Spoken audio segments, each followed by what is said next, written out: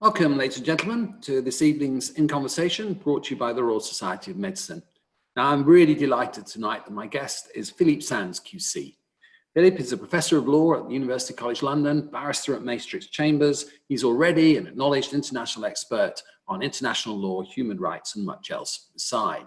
Author of many books, indeed, as we were doing the warm-up, he told me he's written 15 academic books, all of which he's extremely proud, and indeed, many of them are very good.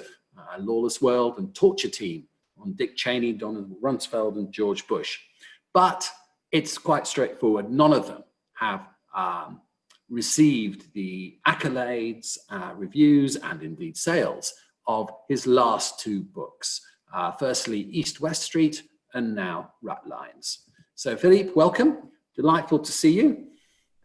It's absolutely great to be back. I had a fabulous conversation with you 4 years ago on East-West Street, and I think out of more than 200 conversations, I'd put that, if not number one, at least the top three. It was wonderful. I'm going to have to get you to sign the testimony to that. And wear it as a badge of honor. But before we get to that, very quickly, we ask everyone this, how are you managing in lockdown? Getting books done, work done, all okay, or what? Yeah, trying to be pretty, we're in lockdown, taking it very, very seriously. My wife is a magistrate, and so scrupulously follows the rules. Actually, here's a piece of information for you. We've both rather lost confidence in the advice from home, and we follow the advice from Germany and Austria. And that's the approach that we're taking. We're a little behind them, of course, but we're pretty strict about how we're doing it. So it's Austrians are giving you advice on your safety. How the world changed. Absolutely. Who would have thought it 75 years ago? Exactly. So let's get to business. So East-West Street, you read that. And can you just give us, you can speak for hours on it, and I would be very happy for you to do so. Well, actually, I wouldn't. Just give us the flavor of, before we move on to the main business, the flavor of what East-West Street is about. Sure. I'm a professor at UCL, as you mentioned. I get an invitation, strange city in the Ukraine called Lviv, to give a lecture on my work on crimes against humanity and genocide.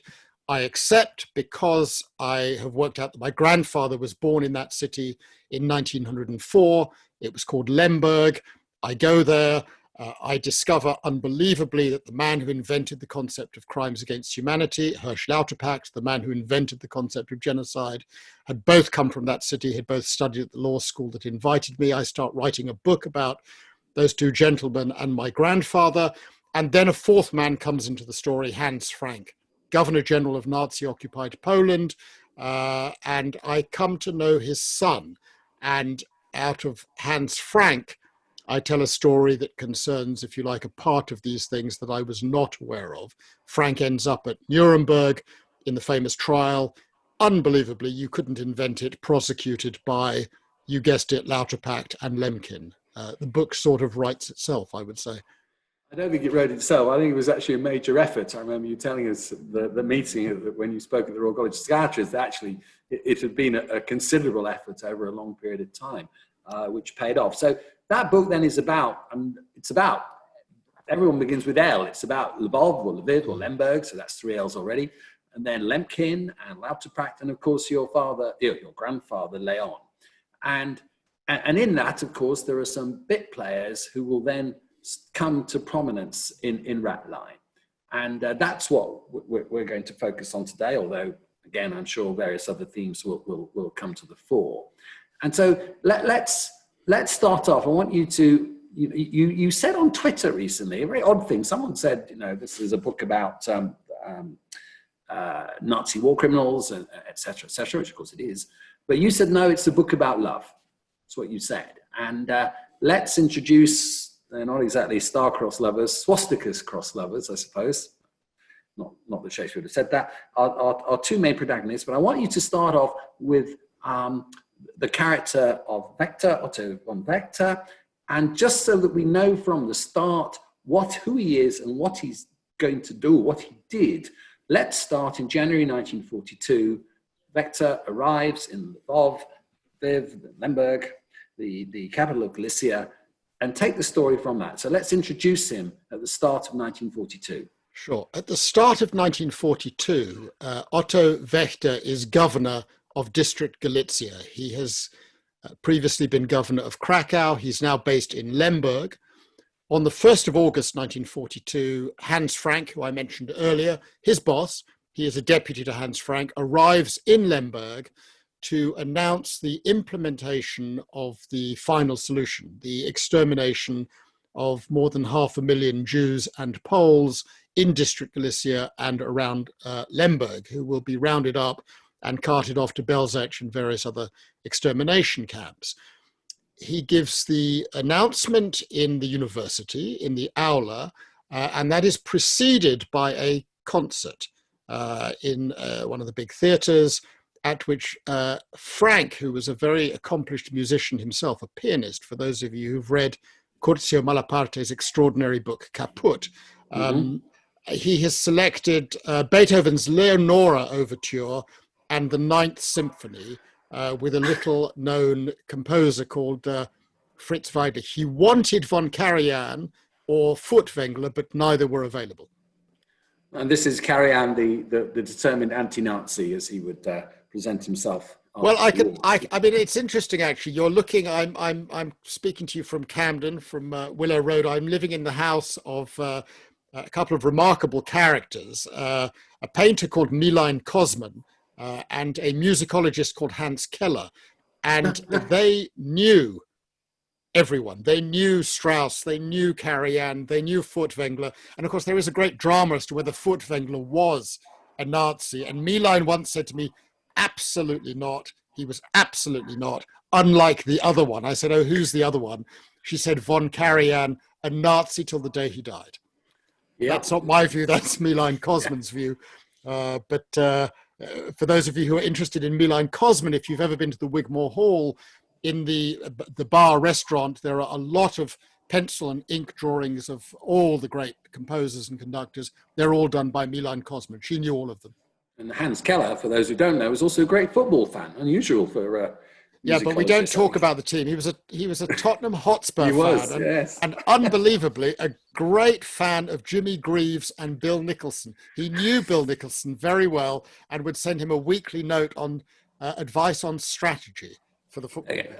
All right, now let's get back to the serious business before we get diverted there. But I mean, actually, just what you've said, it's already reminding me of why your books can be so astonishing. That I remember vividly that passage and the photos of Frank arriving, with the SS Guard of Honor to the Aula and to the Opera House with all the flags and the banners and then the program.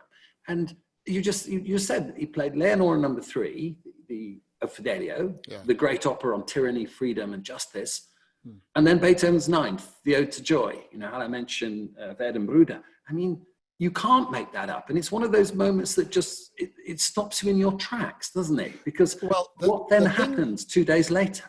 What do they do? What happens 2 days later is the roundup begins. But I think it's one of the things I've probably learnt it more in my work as a courtroom lawyer than as an academic. But you learn that in every case you're involved in, there is a moment of change. It's often a very tiny detail which catches your attention as a lawyer or catches your attention as a judge.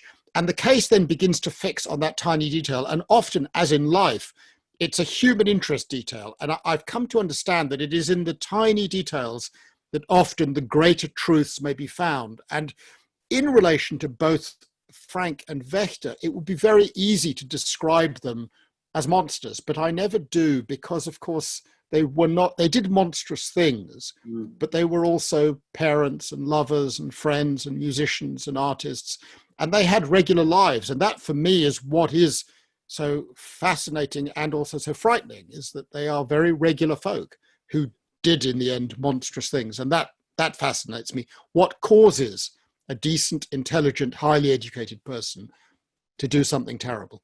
And we just need to, because we're going to talk about his son and his equivocation, etc. in a while, but we just need to absolutely establish straight away that Wächter is in charge in Galicia, as you said, with its 500,000 population of Jews. And in the year of 1942, the absolute epicenter of the Holocaust, and the statistic that people sometimes quote is at the beginning of 1942, of all the Jews who will be killed in the Holocaust, 90% are still alive. at the end of 1942, of all the Jews who were killed in the Holocaust, 90% are now dead. So 1942 is the year of the Holocaust. Wächter is up to his eyes in this.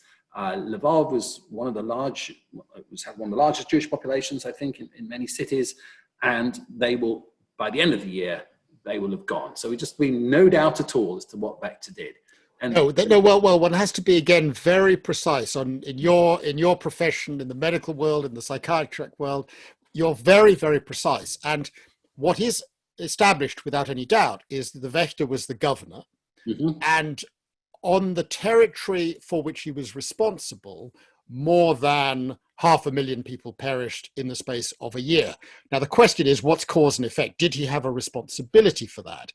And it is true that one cannot find pieces of paper. Well, actually, there are a few bits of paper, but there aren't generally pieces of paper which say, oh, tomorrow I'm going to have 1 million people killed or whatever. So you have to work out precisely what his role is. And we'll come on to this. But the son's defense, because the son here defends his father, he says, you can't find the proof. You can't find the evidence.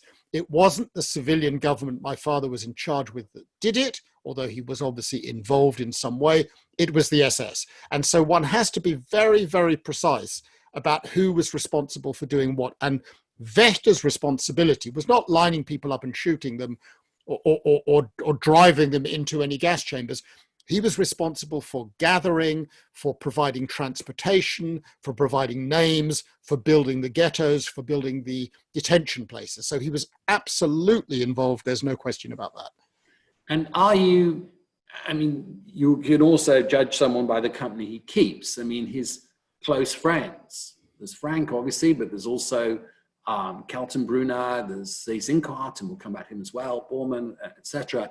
You can also, 3 of his closest friends are executed after the Nuremberg trials. Yeah. Frank, you just mentioned. Several others will commit suicide. Are you in any doubt as to what would have happened to Wächter had he been apprehended in 1945? No, it's important to fill in a gap here. He was indicted for mass murder as early as 1942, and that indictment was renewed by the Americans in the spring of 1945, and he appeared on the most wanted list of the United Nations, the new organization, and he was hunted. If he had been caught, I have no doubt whatsoever, I will put it at 100%, he would have been convicted of crimes against humanity and or genocide, and he would have been hanged, as were all of his sort of horizontal level playing field colleagues, his closest colleagues, all of them who were caught without exception were tried, convicted and hanged. So there's simply no doubt in my mind at all.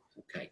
So then let's go back a little bit early and talk about him and his career. So he's Austrian, as you've established, reads law at Vienna, and is very early on in his life, he's a National Socialist. He goes to the University of Vienna in 1919. He enters the law school remarkably on the same day as Hirsch Lauterpacht, who I mentioned earlier, whose family he will be involved in the extermination of 25 years later. And it is, of course, Hirsch Lauterpacht who will then prosecute his boss, Hans Frank. So the points of connection are extraordinary. Yes. Within 2 years, he has been arrested and served a week in prison for attacking Jews in Vienna. And 2 years later, in 23, he joins the National Socialist Party in Austria. He then he graduates, he qualifies as a lawyer. He becomes a commercial lawyer, but on the side, he does cases for the Nazis. So he's, again, no issue at all. He's a very early member of the party, very active in it, but in Austria, not in Germany, which of course are separate. And then in 1934, he does something that is going to change his life as well. What happens then? It's probably worth noting that by this point, he is a married man. We'll come back. You're going to bring me back. But the other main character, of course, is the wife, Charlotte Bleckmann, who becomes Charlotte Wächter. He meets her in 29. She, in 31, gives him a gift, a copy of Mein Kampf, For Our Struggle. She writes on the flyleaf. She gets pregnant the following year. He doesn't want to marry her, but his friend Emanuel Braunegg insists that he do the honorable thing. They marry. And at this point, they're both on the Nazi trail. I should say about Charlotte, she loves England. I'd like to come back to that later on. And in 1934, Wächter leads the coup attempt against the Austrian Chancellor Engelbert Dollfuss, who is killed. He flees Austria, makes his way to Berlin, and remains there for the next 4 years. Charlotte joins him there in 1936. Now, had he been arrested in Austria, the other members of the plot, including, I can't remember the name of the chap who actually shoots Dollfuss, were executed. Yeah.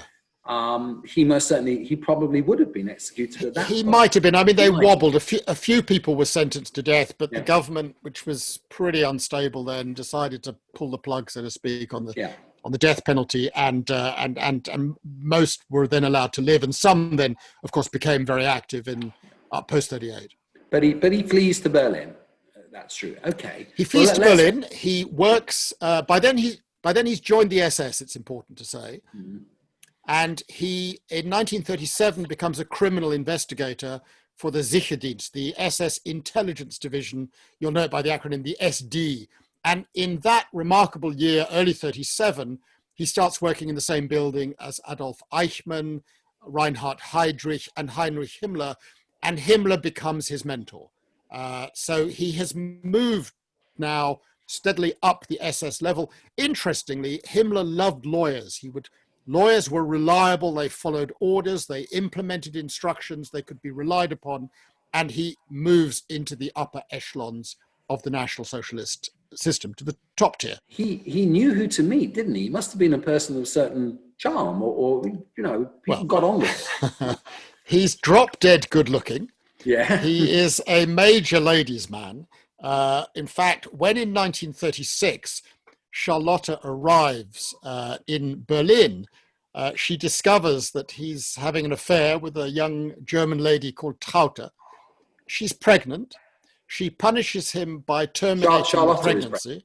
Charlotte is pregnant. Yeah, the wife is pregnant. She terminates the pregnancy to punish him. And then there is a double punishment that comes a year later when she produces another child, their third out of 6. And she names the child in honor of Traute. And so the daughter is named Traute.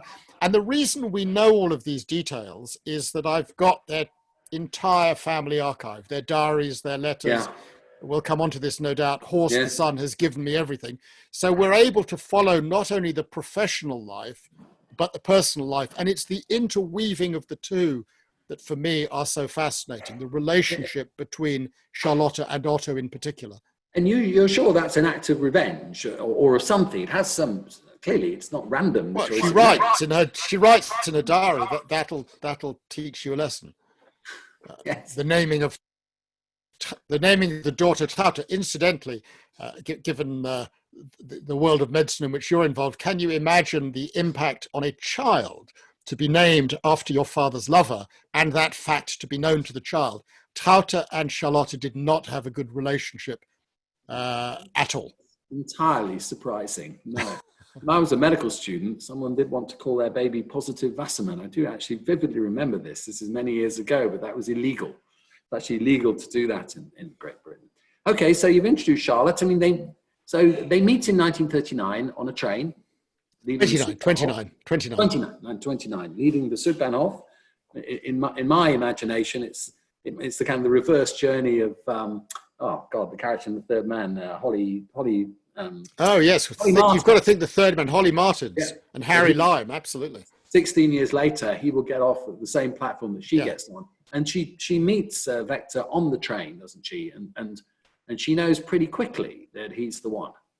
Well, he's with his sister, and she doesn't know it's his sister, so she records in her diary that period that she's seen the man she thinks is for her.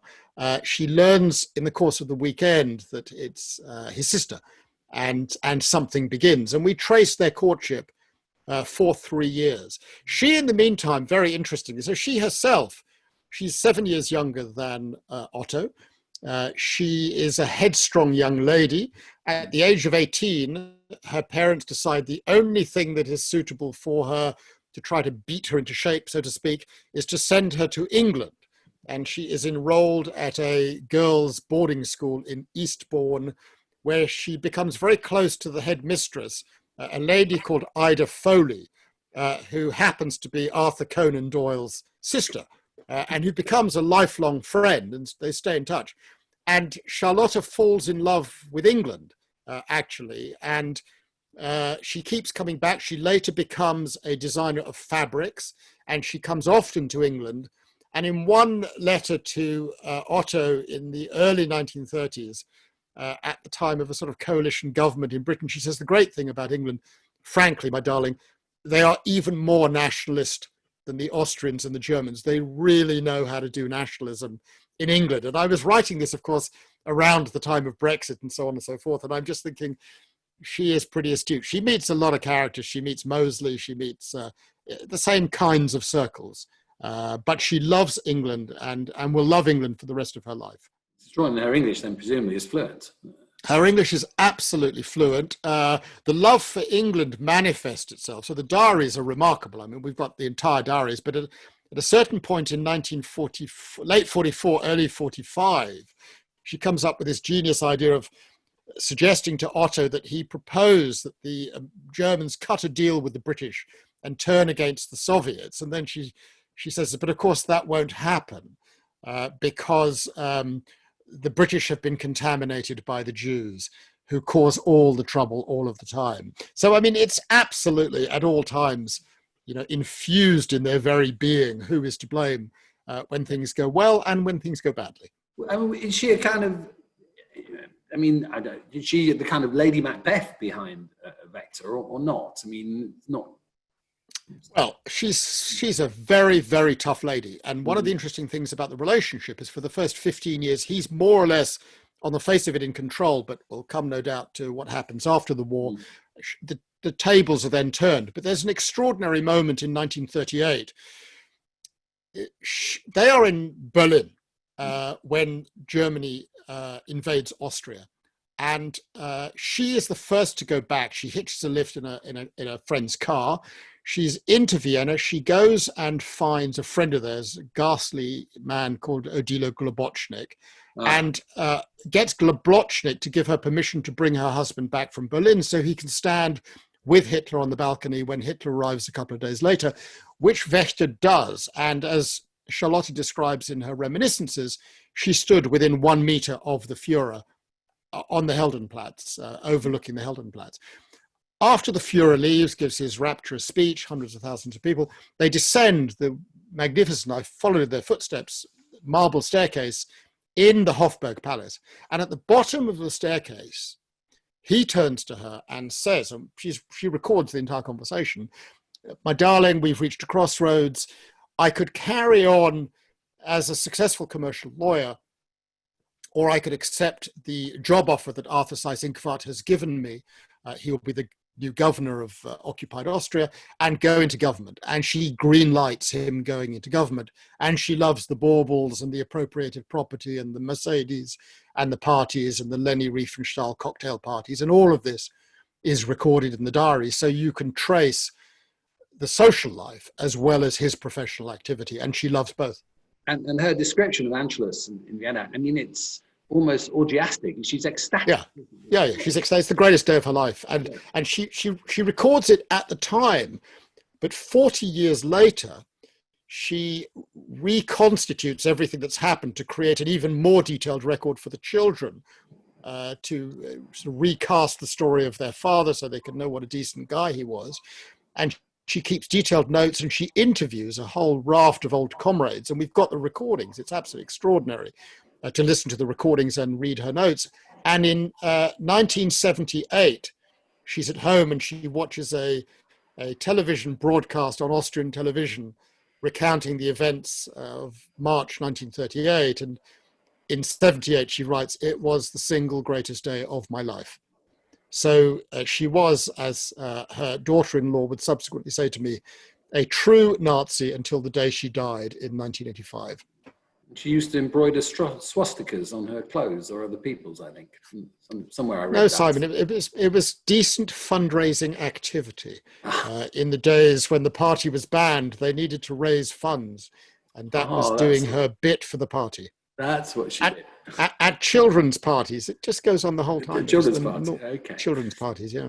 And you mentioned the family friend Globocnik. I mean, I think you once described him possibly the most evil man who's ever walked the planet, and I think that's probably an understatement. It's an amazing name, Odilo Globocnik, Austrian, personally supervised the construction of every extermination camp on the territory of Poland. Treblinka, Majdanek, Sobibor, Belzec. He designs them, he builds them, he commissions them, he operates them, he works at them, and he's one of their best mates. So they knew everything that was going on. Interestingly, there's always been a question about the circumstances in which Globocnik died. And after I did a podcast that's related to the Ratline, I got a really extraordinary email from the grandson of a British regimental major, Anthony Barnes, enclosing the regimental record in the moment in which they caught Odilo Globocnik, interrogated him, the circumstances in which they worked out it was Globocnik, and a description of his suicide a couple of days later with cyanide. Yeah. And a photograph, amazingly, of the dead body. I remember that made the front page, actually, of one of UK's newspaper. I can't remember which one, but because there was all sorts of conspiracy theories that he'd gone to work for the Americans and things like that. Yeah. But actually, he hadn't. So let's think a bit more. Now, you mentioned that you had access to her archive, which was very extensive, and that Horst had sent it to you. I think after the publication of East West Street, or yeah. So the order of play is that in writing, writing a book is a bit like doing a case. You don't leave any stone unturned. It's like being a medical researcher, actually. And a doctor, you through a process of elimination, you work out what the story is. And I wanted to know Hans Frank, who he was, and I read everything. And I came across a book written by his son Nicholas, who's become actually a very good friend, and I met Nicholas, and on our first occasion, Nicholas said, "Oh, you're interested in Lemberg. You must be interested in Otto Wächter. You must meet his son, who's a friend of mine. He has a different view from me," Nicholas said. Nicholas despises his father. Very first thing Nicholas ever said to me, literally the first thing, "Philippe, you have to understand I'm against the death penalty in all cases, except in the case of my father." And he introduced me to Horst. Horst was fascinating. Is not a Nazi, is not a Holocaust denier, knows his father was involved, just adopts the principle that my father was never convicted and therefore died an innocent man, and all this stuff about him being a criminal, total nonsense. So we get to know each other. I write a piece in the Financial Times, a profile of Horst. It gets a lot of attention. We do an event at the South Bank. We make a film, BBC Storyville, My Nazi Legacy. This is where you call him, or the sub says, the good Nazi, that his father, the good Nazi. Yeah, well, that was not my choice, actually. It was the editor at the Financial Times who chose that title. But in the course of making the film, there was one moment where on camera, Nicholas is asked, by me actually, "Do you think he's a Nazi, Horst?" And Nicholas pauses and says, "You know what, I think he might be." Actually, I don't think he is, and I say that on the film, and Nicholas subsequently retracts. But the consequence of that was dramatic. Horst saw that interview, was very upset, and said to me, "What can I do to prove that I'm not a Nazi?" I said, "I know you're not a Nazi, you don't have to prove it to me." He said, no, I want to prove it. I said, "Well, why? You've got this extraordinary archive." I'd seen one or two letters, one or two diary entries. Why don't you give the archive to a museum or a university, and then people can research it and form their own view as to the decency or not of your parents? He said, "That's a terrific idea. Who do you suggest?" I suggested the Holocaust Museum in Washington because they had the resources to digitize everything. They digitized it, and Horst said, "Would you like a copy?" And I said, "Sure." A week later, tatty brown envelope popped through my letterbox containing a single USB drive with 10,000 pages of letters, diaries, photographs, reminiscences, Nazi decrees, passports. I mean, it was unbelievable. I put it into the computer. I just didn't know where to begin. And that is what became the Ratline. I could not have written this book without that material, or with some extraordinary doctoral students and the assistance of the great Lisa Jardine, who sadly is no longer with us. She was already terminally ill, actually, at the point we started working on this project, and some wonderful, wonderful students in many countries. It's the beauty Let's talk about of being an academic. So you have this treasure trove of documentation. I understand it's some of it's, you showed me some of it's bloody hard to read. So how does Lisa, how does she help you? I mean, you're not a historian, as you said, you're No. a barrister, but she is a historian. How does she, what's the insights that she gives you into making some sense of this jumble? So she'd moved from Queen Mary to UCL. Mm-hmm. And she'd given an inaugural lecture, which was wonderful. It was called Temptation in the Archives. And her thesis, I love archives, as you probably do also. There's nothing more exciting than a good archive. Her thesis was that where we actually really learn how history is made and how decisions are taken is not from the big political documents, the public documents, it's from the private family material. So she came for dinner one evening and I told her this USB had arrived. I didn't quite know what to do with it. She said, "Oh, that's interesting. Why don't you send me a few pages and come over and let's have a natter about it?" I need to interject here one other aspect of the story, which is that on 9th of May 1945, so exactly 75 years ago, Otto Wächter, indicted for mass murder, disappears off the face of the earth. Mm-hmm. And he reappears 4.5 years later in a Vatican hospital in Rome, dead in very mysterious circumstances, which becomes the latter part of the book. I mentioned this to Lisa Jardine, and she says, "Well, I'm interested in that. What did he do over those 4.5 years? Send me some of that material." So I sent her a few letters.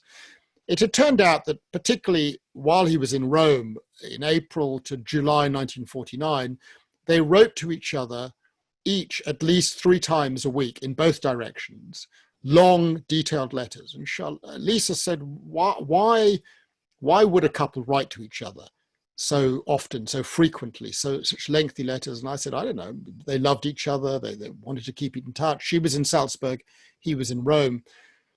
Lisa said, no, that's not what it's about. There's something going on here. The letters, interestingly, didn't have any names in them. They would refer to people as the religious gentleman or HG1, HG2. And so you didn't know places, you didn't know the identities of people. And that intrigued her. And she said, there'll be a code and we're going to crack the code and we're going to work out what really happened to him while he was in Rome. And it was because of her words that this book came to be written, which is why the book is in part dedicated to the memory of Lisa Jardine. A good person to dedicate it to, I have to say.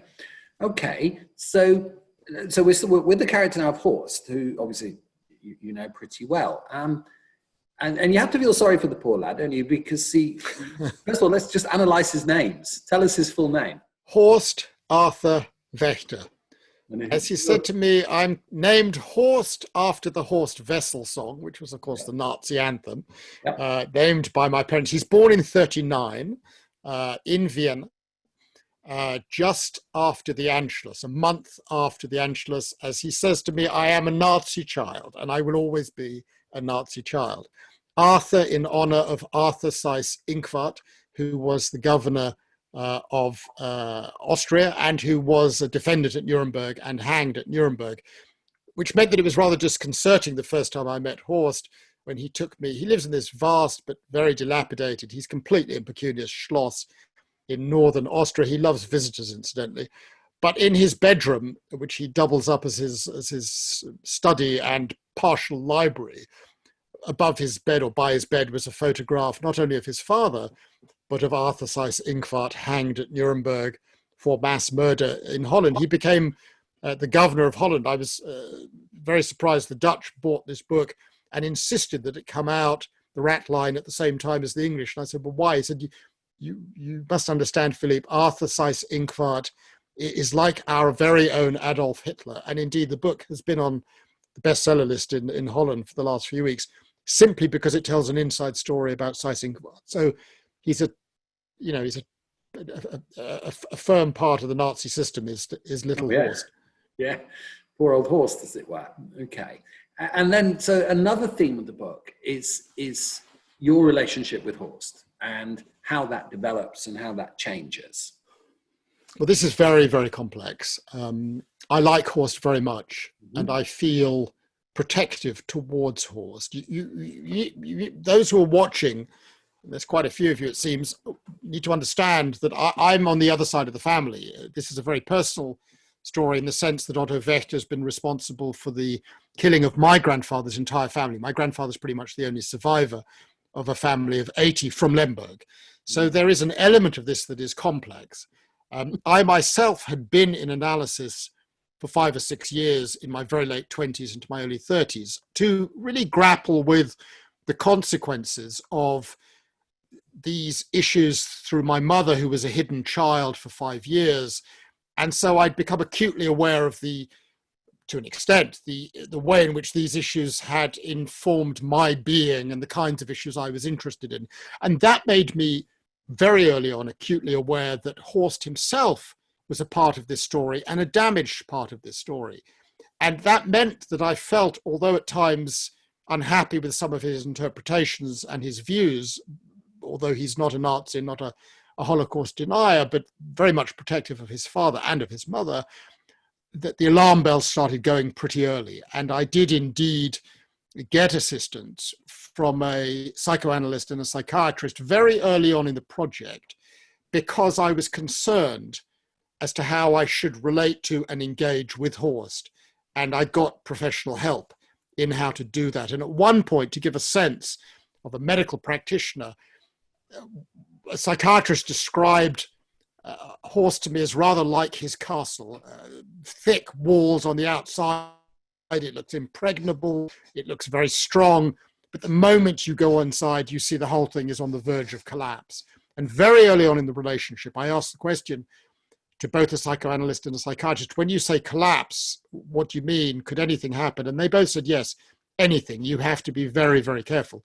And so I've proceeded with absolute caution throughout. I've wanted to behave correctly. And one of the things that I undertook to Horst was that I would faithfully and accurately recount his interpretation and his views. And that's meant that there is a degree of repetition in the book, because over 10 years, he trots out various theories in different ways, in different variations on the theme. But the relationship was a complex relationship. And you will have picked up that although I disagree with aspects of his interpretation, I do feel responsible and I do feel protective towards him. He's a decent person, and he's a person who was damaged by what happened. That's very clear to me. I mean, you mentioned the castle, and I actually looked at its website, and this is the thing that you don't mention actually in your book.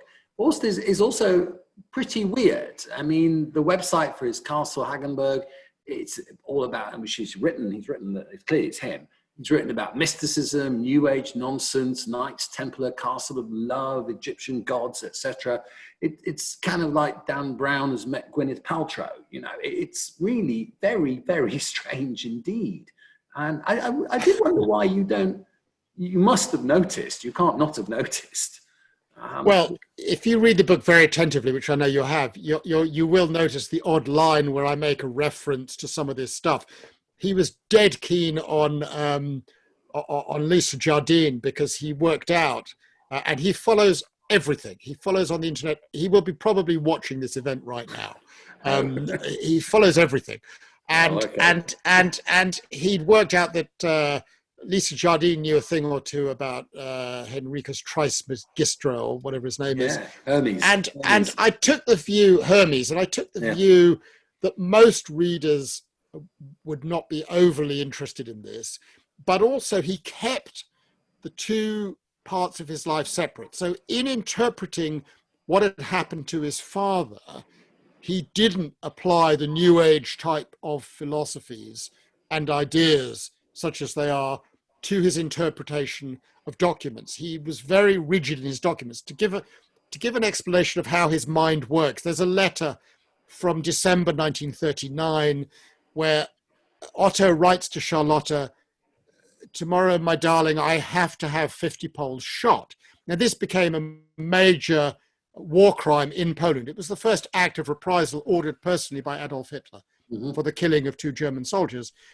What's Horst's interpretation? He says, well, look, Philippe, you see, it says, I have to have 50 Poles shot. It doesn't say, I want to have 50 Poles shot. So he has an approach to the interpretation of text which departs from the New Age philosophy when it works and when it suits him. And I think these two lives, no doubt, are interwoven, but essentially they're separate. And you raised that incident almost right at the end of Ratline, after you've done the podcast that brings it to general attention. You get sent, or you find 3 pictures of that atrocity in Bosnia, something like that, yes. Bosnia or something. And those pictures, by any normal interpretation, there is Wächter present at a war crime and an execution. Without any shadow of doubt, he is there. Horst maintained throughout, and maintains to this day, we're still in touch, that there is no evidence of his father's wrongdoing. So it's a lot of work. You have a letter, which is written in December 39. Well, I mean, I had to find the pictures. It took 4 years to find the pictures. But a photographer would always be sent to acts of reprisal killing, and 4 albums would be produced. 1 for Hitler, 1 for Goering, and 1 for each of the widows of the 2 assassinated German soldiers. And one of my Polish research assistants found a reference that one of these photo albums existed. And so we spent a long time tracking down the photo album, and eventually I found it. And they wouldn't send it to me. I went to Warsaw to go and see it. And it was really absolutely shocking. I mean, you've only got 3 photographs in the book. I decided to put them in the end. They are deeply distressing photographs.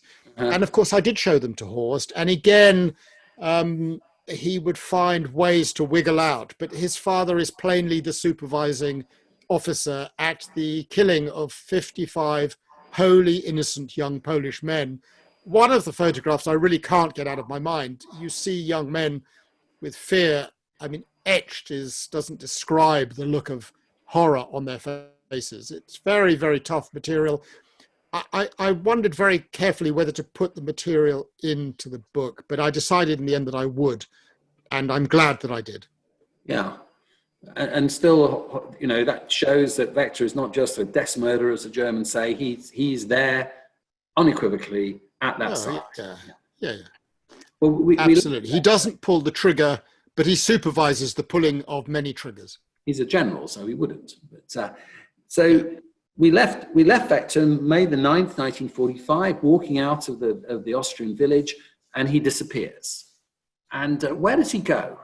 For the first 5 years that I knew Horst, I was never much interested in what happened after the war. I was interested in his role in killing, and frankly, that occupied me enough. But it was only when I got the materials of Charlotte's archive and his letters and diaries that I started getting interested in what happened after the war. And I think in many ways, that's the real beating heart of the story. He meets a young Waffen-SS soldier called Burkhard Ratman, who we learn from the material takes him. Burkhard Ratman is in the Waffen-SS 24th Kastjäger Division, mountain killers of partisans, Jews, opponents of Nazism in the hills. He knows how to survive in high altitudes, above 2,000 meters. And he takes Wächter above 2,000 meters, and they live together for 3.5 years in shepherds' huts, very high in the Austrian mountains. And at one point I said to Horst, tell me about this man, Ratman. What's he like? What motivated him? And so on and so forth. And Horst just looked at me, smiled and said, well, Philippe, I can answer all these questions, or we could telephone Burkhard Ratman.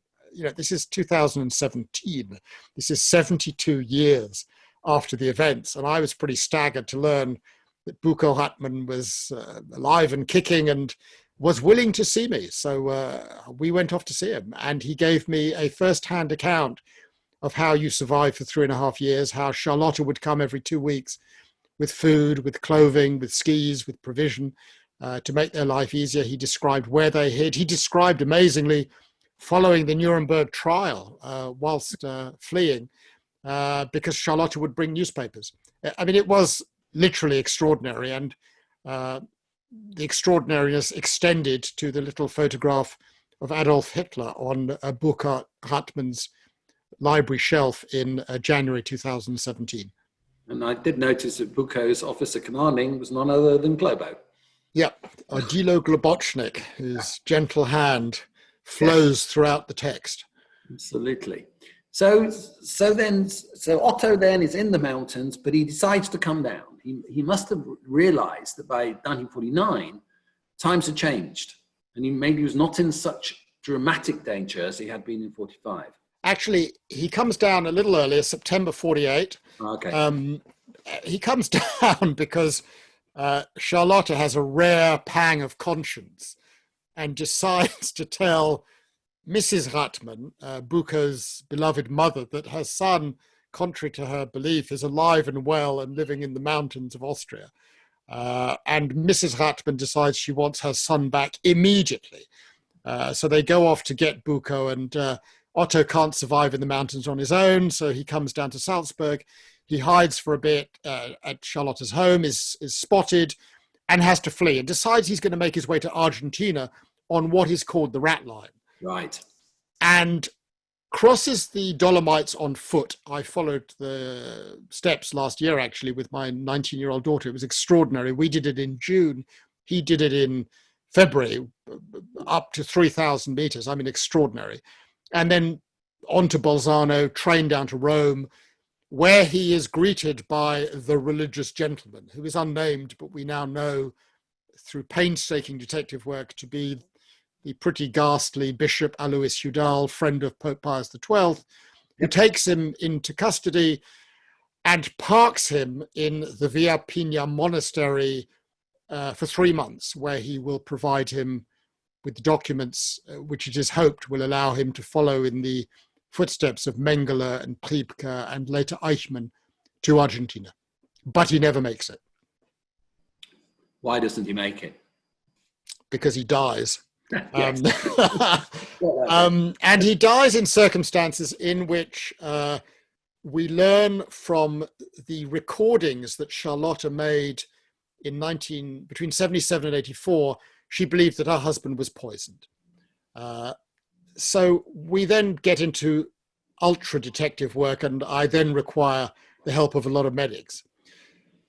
The story, in short, is that he goes to visit an old comrade, unnamed, at Lake Albano, Castel Gandolfo, near the Pope's summer residence. Mm-hmm. Has a wonderful weekend. They eat, they swim, they have a great time.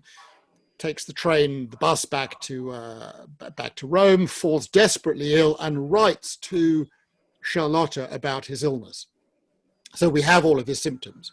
And 5 days later, he has a horribly high fever, 40 degrees, and he's carted off to the incredible Santo Spiritu Hospital, which frankly deserves a book in itself, 15th century. It's an extraordinary place. I don't know if anyone watching has ever been to Rome and the Santo Spiritu. Run, don't walk. It is an incredible place.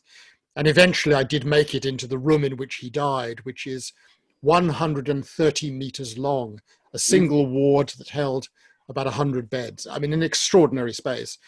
And the detective work begins. I won't give it all away, but I'm directed by a colleague at UCL to the wonderful Professor Massimo Pinzani, Professor of Immunology at the Royal Free Hospital and at UCL, and various other colleagues. And we go through the process, which for me was absolutely fascinating. Having excluded the possibility of exhumation, Dame Sue Black has basically told us that if it was a quick act of poisoning, the crunchy bones, as she put it, would not contain today indicators of poison. What we would need is the burial shroud, which may contain the body juices that will have seeped into the coffin. The problem with that, of course, I won't give it all away, was that Charlotte Wächter loved her husband so much that she buried him 5 times over the course of 20 years. Deep, I called it a love story. It is a love story, weird in certain ways. But Massimo Pinzani and I spent a lot of time together trying to work out from letters, and I am in awe of the medical community, how with symptoms, I sent you the handwritten letter, you've seen how ghastly the handwriting is. He managed to work out what he thinks Wächter died of, what the cause of death was. I'm pretty much persuaded by Massimo's interpretation. When the podcast came out, I got dozens and dozens of letters from doctors all over the world. It was absolutely fabulous, with all sorts of theories about what caused his death. And that was a source of much interest to me, how the medical mind works, I have to say. That's quite a large part of the end part of the book.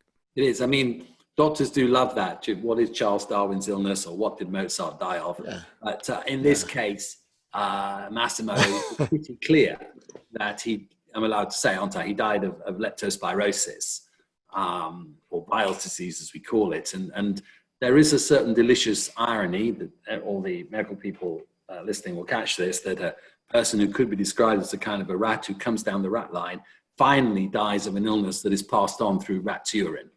And I think there's a certain almost poetic justice in that. But Horst doesn't accept Massimo's theory, and he doesn't accept it because he doesn't want to accept it. Horst's theory is that his beloved father was killed by a Soviet spy because Stalin personally wanted to dispose of him. And if he wasn't killed by Stalin personally or on the orders of Stalin, he was killed on the personal orders of the Nazi hunter Simon Wiesenthal.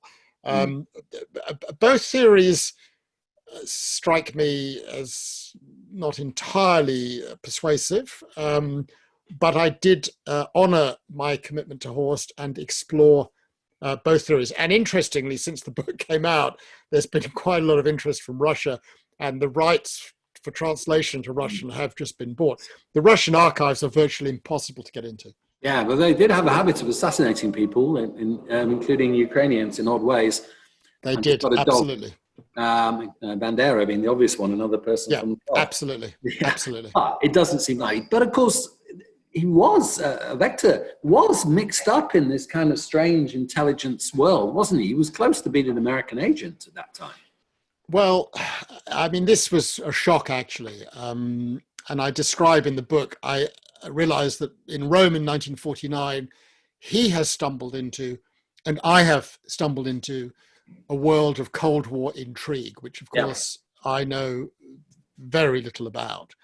And it becomes apparent that many of the people he is meeting, once we have gone through the step of decoding the letters and working out who is who with a very high degree of precision, we then, assisted by some extraordinary academics in the United States, are able to work out that some of these are agents for the United States and some of them are double agents for the Soviet Union. I need a guide on this material because it's beyond my pay grade, well beyond my pay grade. And I have one of the great happinesses of having as a neighbor the spy writer John le Carre. So I went to see him. He said, send me a few documents, tell me what you need me to look at, and we'll talk about it. Bring some cakes, he said, bring some cakes. So I went over, I spent quite a long time there with him. And the first thing he said to me really stunned me. He said, you know, Philippe, I was there in 1949. I said, what do you mean? He said, I was 18. I was a British soldier, and my job was to interrogate German prisoners. And I said, for what purpose? To prosecute them. And he said, no, to recruit them. And in this way did I stumble into a world in which Wächter may well have been the subject of a recruitment exercise by those he thought himself to be fleeing from.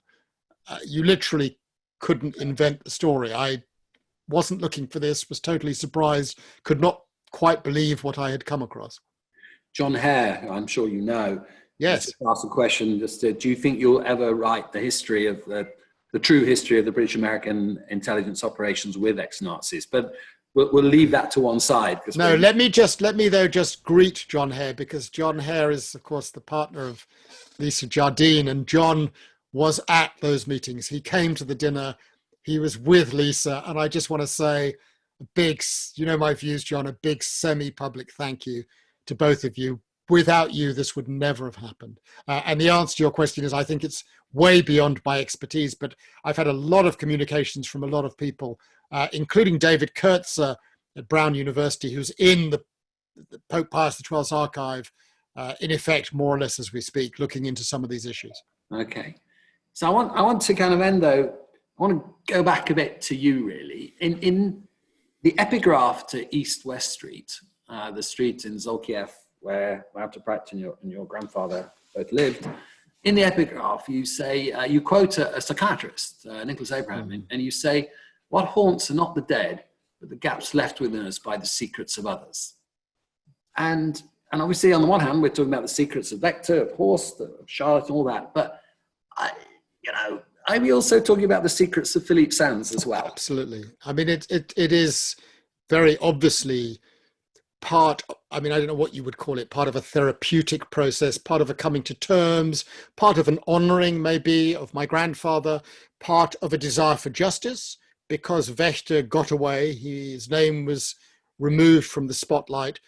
But ultimately, I think, I hope not in a bad way, it's a way of coming to an understanding within myself of competing pulls. I mean, I mentioned earlier I'd been in a process of analysis 30 years ago. That was very, very important for me. In fact, the analyst that I had worked with came to the last event we did together, which was a source of much happiness for me. And we reconnected after that as a consequence of him being there, which was extremely important for me.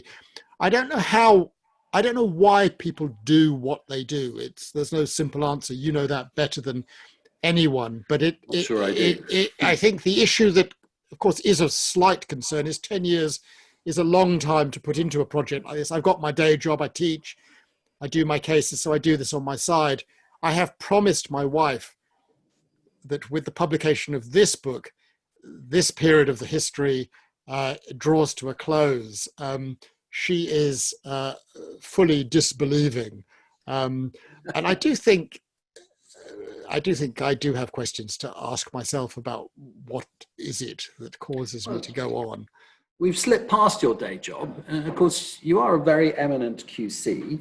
You do big cases. I think we should, I began with the introduction about your law books and your career, but what cases are you doing at the moment? Well, the one, in a sense, that may be most directly connected has been in the media a bit. It's a case concerning events in Myanmar, formerly Burma, the assault, if you like, on the Rohingya community, the allegations of genocide. And I am one of the lawyers in a very wonderful team for a small African country called the Gambia, which has brought proceedings against Myanmar to the World Court in The Hague. And last December, at a preliminary measure of the proceedings, we participated in hearings to get Myanmar to stop doing what it was doing. And it was a remarkable experience, and connected to this experience in a way, because my opponent, and I literally sat 3 meters from her, was Aung San Suu Kyi, winner of the Nobel Prize. And I sat watching her deliver a very eloquent, but in my view, erroneous and misguided speech, swatting away the allegations. And I was asking myself the question, what's really going on here? And I talked about various people who knew her well afterwards, and came to the conclusion that it was rather like Horst and his mother and father, probably to do with her relationship with her father, who had founded the Myanmar military, the Tat Mador as it's called, died 2 years before Myanmar obtained independence, but is venerated in Myanmar today. And I can't help but come to a partial conclusion that her defense of the Tat Mador could be understood as a defense of her father. And as I was sitting there watching her speak, she's a very powerful speaker, wondering about the disconnect between what she was saying, her love for her father, her veneration of her father, and, if you like, the very misguided, I thought, arguments she was making, defending the indefensible. Her father was assassinated, wasn't he? He was. Yes, he was. He was killed. And she's venerated her father. And, of course, she spent time while she was in prison in Myanmar, and while she was living in Oxford. Many of the people that I've spoken to in Oxford knew her very, very well, and just cannot understand how someone who won a Nobel Prize for her commitment to human rights, who was awarded a doctoral degree at Oxford for her commitment to human rights. Indeed, she got her degree. John Le Carre told me he sat next to her because he got a degree, a PhD, an honorary degree, the same day as her, sat with her. She gave a speech on the vital rights of every individual to protections under the domain of human rights. And here she was, unable to mention the word Rohingya. She does not mention the word Rohingya. She refers to them as the Muslims of the North and the Muslims of Rakhine State. and unable even to mention rape and sexual assault on tens of thousands of young Myanmar women, Rohingya women. Simply did not address it, did not mention the word rape or sexual assault. It was very disconcerting, but the process of writing this book, of trying to understand Horst, I think gave me an insight perhaps into what was going on with her. But of course one hesitates to draw firm conclusions on these things. Well, I don't know. I think one can. Her father did found the Burmese military who did the atrocities against the Rohingya. But my friend and neighbor, James Anderson, is also a psychiatrist, always says we spend our lives trying to repair our parents, which I think is pretty much the theme of what we've been talking about. Yes, it is. It is very much. That was amazing. Don't go away, Philippe. I need to, first of all, do a couple of announcements before I return to you. So we are at the end. So we don't charge for this webinar, but we are inviting people watching to support the Royal Society of Medicine. Very pleased in these strange times as we continue our work supporting medical education and medical science. So you can see the link if you want to give on the screen very soon, and we thank you for that. Now, next up, tomorrow at 12:30, our COVID-19 series, for professionals by professionals, continues, and we'll be dealing with children. So Professor Russell Viner, the President of the Royal Society of Peds and Child Health, will be there, and Dr. Sarah Hanna, the Medical Director at the Evelina. And then exactly a week from today, when we return to our longer format that you've just been part of, Roger Kirby will be singing Je ne regrette rien once again, because he'll be interviewing Norman Lamont. Who else? So, Philippe, what can I say? Your books, I mean, are just genuinely, truly extraordinary. You bring together so many genres. You have the detective story, the popular history, the legal scholarship, tragedy, even the occasional rom-com, which I think is a slightly new departure for you, but it's all there into this driving narrative. And one advice I give to people listening is do not start reading Ratline straight after this show. Because if you do, the next thing you know, it will be dawn and you've missed a night's sleep. It is something to start reading in the morning because you will not put it down. So now we've sorted out everyone's next book for the lockdown. And Philippe, all I can do is thank you very, very much for doing this. It's been, well, I knew it would be. It's been brilliant. And we're very grateful to you. Simon, I've really appreciated it. And you'll have picked up my admiration in particular for the medical profession, all who are associated with it from top to bottom, deep respect, the deepest possible respect for this community who has shown itself to be so vital in these difficult times. And of course, I've benefited directly in these coronavirus times, but also in the work on this book. So I was so happy to do this, and it absolutely lived up to the last event. I love doing events with you. Thank you so much, Simon. We'll have you back all the time. Ladies and gentlemen, thank you for watching, and we wish you all a good night. Good night.